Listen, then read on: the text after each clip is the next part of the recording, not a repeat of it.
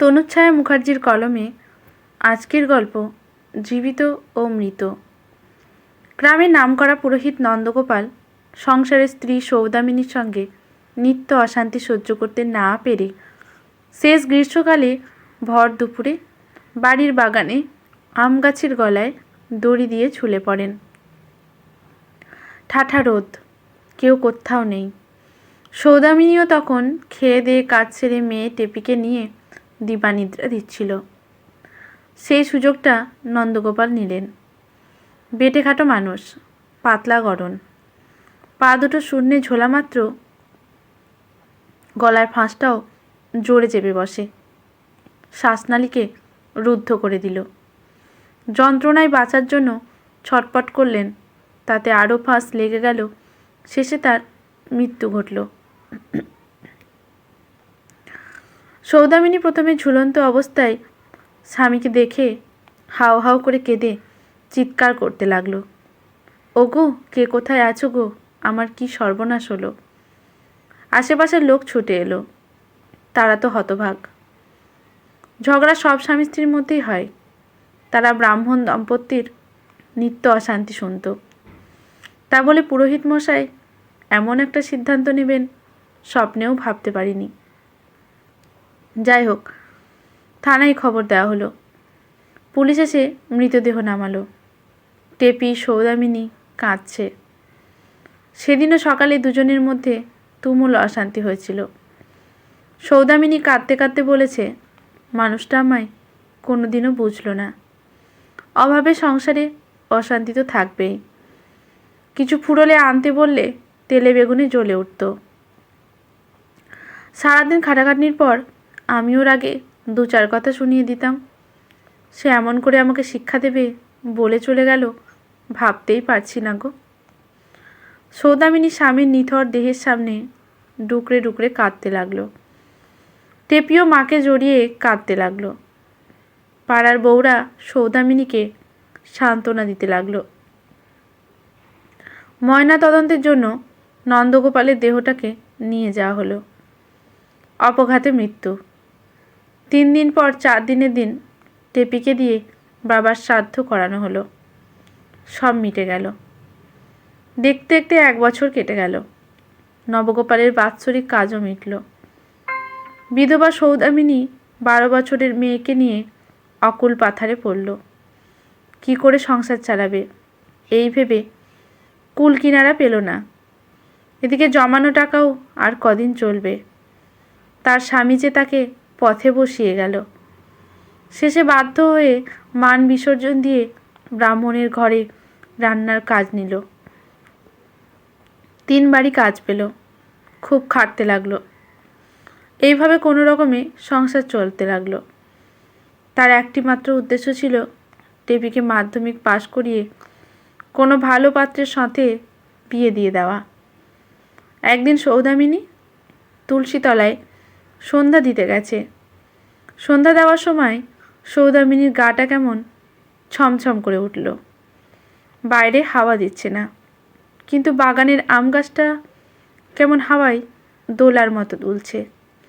সৌদামিনী ভাবল, কোনো চোর আম চুরি করতে এসেছে। তার নাড়াচাড়াতে আম গাছটা দুলছে। সৌদামিনী মনে সাহস নিয়ে বলল, কেড়ে গেছে, নেমে আয় বলছি। কোনো কথা কেউ বলল না। গ্রীষ্মকালেও সে গায়ে যেন এক বরফের মতো ঠান্ডা হাওয়ার স্পর্শ অনুভব করল।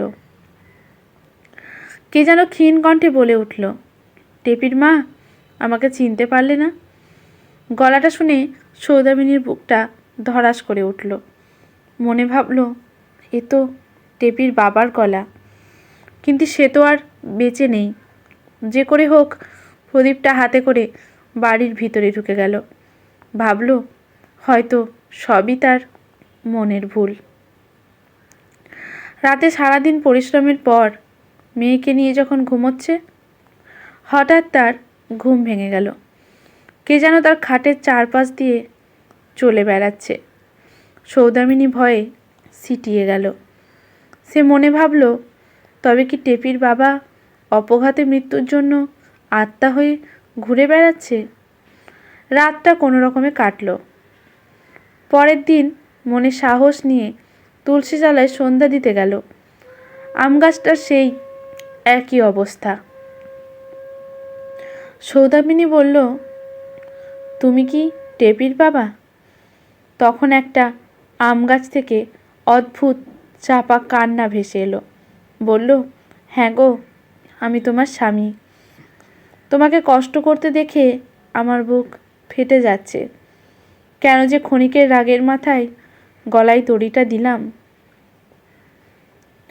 আমি তোমাকে বড় ভালোবাসি গো টেপির মা। তোমাকে টেপিকে ছেড়ে থাকতে আমার বুকটা ফেটে যাচ্ছে। এর শাস্তি আমি পাচ্ছি। আত্মঘাতী হয়েছি বলে নিষ্ঠাবান ব্রাহ্মণ হওয়া সত্ত্বেও পরলোকে আমার স্থান হচ্ছে না। আমাকে পৃথিবীর মধ্যে আমার বাড়ির আম গাছটাতেই কাটাতে হচ্ছে। অথচ কাছের মানুষদের কাছে থেকেও আমাকে তারা দেখতে পাচ্ছে না। তুমি যখন রান্না করো দেখি লোভ লাগে, কিন্তু খাবার অনুভূতি, চেষ্টার অনুভূতি যে আমার নেই। আমি না ঘরকা না ঘাটকা, আমি যে এখন একটা গেছো ভূত। গাছই আমার আশ্রয়। যে গাছে আমি প্রাণ বিসর্জন দিয়েছিলাম, আমার মুক্তি নেই গো। গেছো ভূতের কথায় সৌদামিনীর প্রাণটা ফেটে গেল। সে যে তার স্বামী ছিল।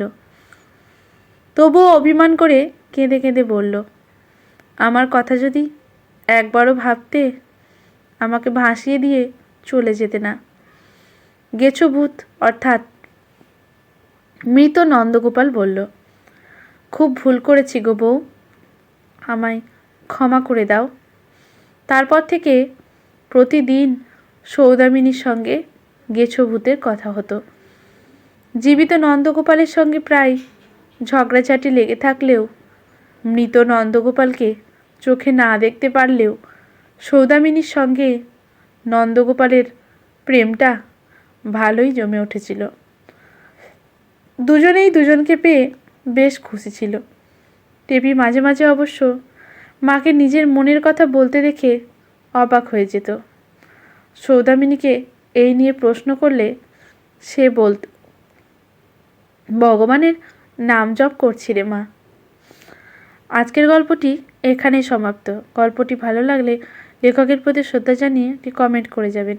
ইউটিউব থেকে দেখলে চ্যানেলটি সাবস্ক্রাইব করে বেল নোটিফিকেশনটি অল করে দেবেন, যাতে গল্পের ভিডিও পোস্ট হওয়ার সাথে সাথেই সবার প্রথমে নোটিফিকেশনটি পৌঁছে যায় আপনার কাছে। ধন্যবাদ।